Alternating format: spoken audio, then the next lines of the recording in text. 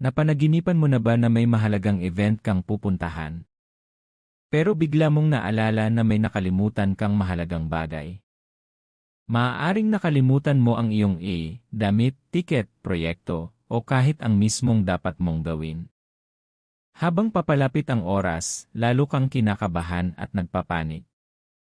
Pero ano nga ba talaga ang ibig sabihin ng ganitong panaginip?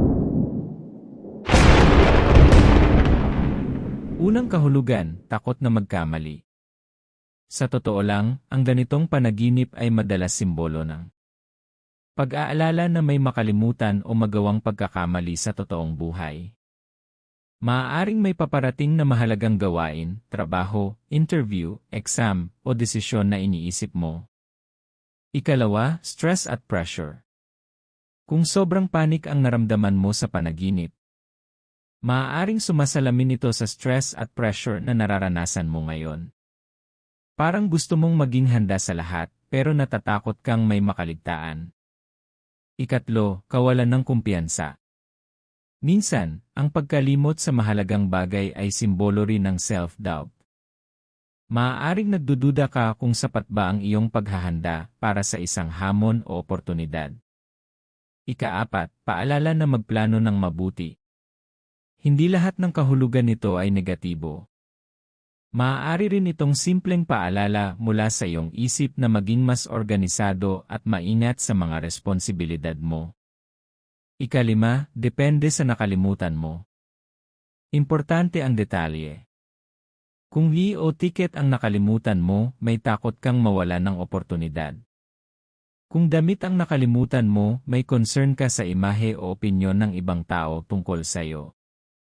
Kung proyekto o assignment ang nakalimutan mo, pressure sa trabaho o pag-aaral. Kung hindi mo maalala kung ano ang nakalimutan mo, may pangkalahatang anxiety o stress ka sa buhay. Ika-6, takot sa paghuhusga ng iba. Ang event ay madalas may kasamang ibang tao.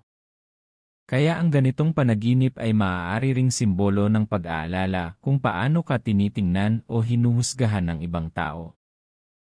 Sa totoo lang, ang panaginip tungkol sa pagkalimot ng mahalagang bagay bago ang isang event ay isa sa mga pinakakaraniwang panaginip ng mga taong may responsibilidad o may mahalagang bagay na inaasikaso. Kadalasan, refleksyon ito ng pressure, expectations, at kagustuhang maging handa sa lahat ng pagkakataon. Kaya kung napanaginipan mong may nakalimutan kang mahalagang bagay bago ang isang event, tanungin mo sarili mo, may bagay ba akong masyadong kinakabahan o pinaghahandaan sa buhay ko ngayon? Kung nagustuhan mo ang video na ito, like, share, at subscribe sa Dream Science. Para sa mas marami pang kahulugan ng panaginip. At ikaw, ano ang nakalimutan mo sa panaginip? At umabot ka ba sa event o hindi? Ay comment mo sa baba. Hanggang sa susunod.